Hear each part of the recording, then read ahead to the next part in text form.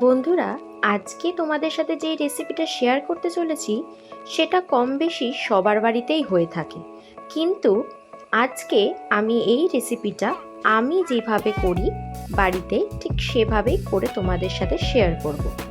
Hello everyone, welcome to my channel. বন্ধুরা, আজকে আমি মাছের তেল দিয়ে একটা খুব সিম্পল আর সুস্বাদু রেসিপি করে দেখাতে চলেছি। তাহলে চলো শুরু করা যাক। প্রথমে কড়াইয়ে তেল দিয়ে 5 থেকে 6 কোয়া রসুন আমি কুচি কুচি করে কেটে একটু ভেজে নিচ্ছি।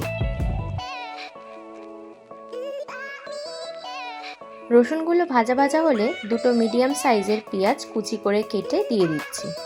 তারপরে ওর মধ্যে একটা লঙ্কা ভেঙে দিলাম, দিয়ে ভালো করে নেড়ে চেড়ে একটু লাল লাল করে ভেজে নিচ্ছি। দেখুন বন্ধুরা, পেঁয়াজটা ভাজা ভাজা হয়ে গেছে। এবার পরিমাণ মতো লবণ আর হলুদ দিয়ে আবারও ভালো করে নেড়ে চেড়ে নিচ্ছি। ভালো করে নেড়ে চেড়ে নুন হলুদ মাখানো কাতলা মাছের তেলটা দিয়ে দিচ্ছি, দিয়ে ভালো করে নেড়ে চেড়ে নেব।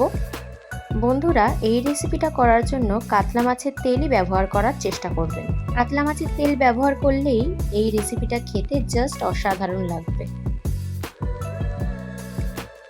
আর হ্যাঁ বন্ধুরা, মাছের তেলটা দেওয়ার পর কন্টিনিউ কিন্তু নাড়তে হবে।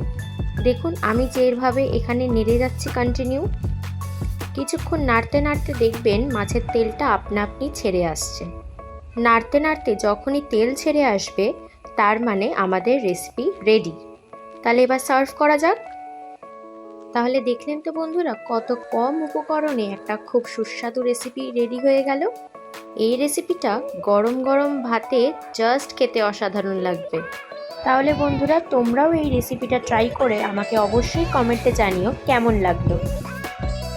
আজকের রেসিপিটা ভালো লেগে থাকলে আমার চ্যানেলটাকে সাবস্ক্রাইব করতে ভুলো না কিন্তু।